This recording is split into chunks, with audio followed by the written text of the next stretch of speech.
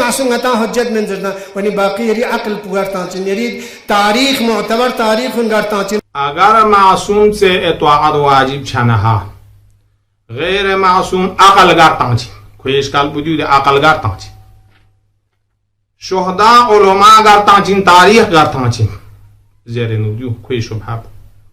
لیکن زیر نودیو مطلوب دشمن این زیرگاو معصوم اطاعت بزرشو دشمن مطلوب دیو من ہے معصوم من ما غیر معصوم اطاعت مطلقه بزرشو دشمن مطلوبین چیا؟ دشمن ظلم حکومت چوست چوانا دنیا یا ظلم بس ظلم بانده حکومت گامردون نقپسون صدام سا یا وهابی سا گامی دیگه کنیز ما کربت گامه بس شیعر دون پولیگان کارپوادو شیعه از چیز ما اطاعت مطلقه بو معصومی من مابان خطا کنی کنه من دنچه معصوم کنی زیرد معصوم یاد نگاچه حکومت چوید من نگاچه حکومت چو عمل زیسپا حکومت از شیعی منگی که خطا با من امین نتیز کلا ما کرسیک تنگ مرگیال غیر معصوم حکومت چو اطاعت مطلقه واجب انزره حکومت چوانه کلا غیر معصومی نظام یعنی غلط شد دنی هر از غیر معصومی چوس به نظام یعنی غلط شد گاه نمان مقدس علماء کن مصلحت من نظر من جق پر گسد خطا شول میتا دون شیعه فاتحه بده مثلا آقا شیرازی فیقبو شیعه فاتحه باز حرام اکاب دو چو شده مثلا دو چو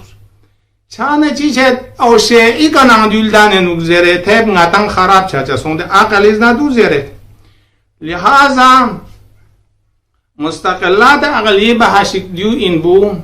واجب ششن عقل هر انسان است دفع ضرر محتمل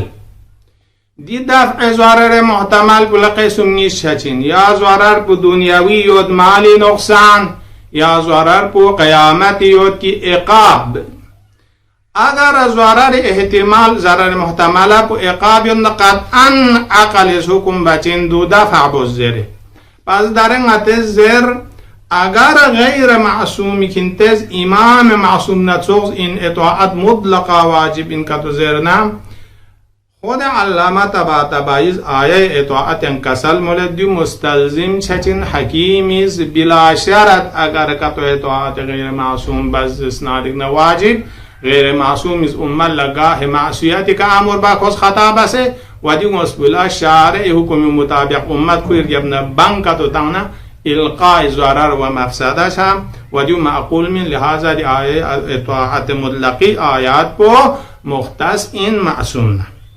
پس داره مستقلات عقلیت ندیو زره دیت هم عقل نخوجه شیست خانویس برو دیو اینده چی غیر معصوم اطاعت مطلقه قبول مباش چیا احتمال خطایت دو مساوی این احتمال ضررن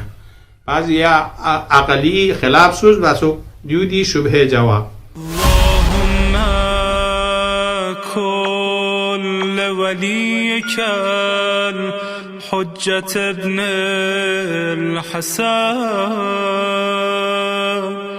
صلواتك عليه وعلى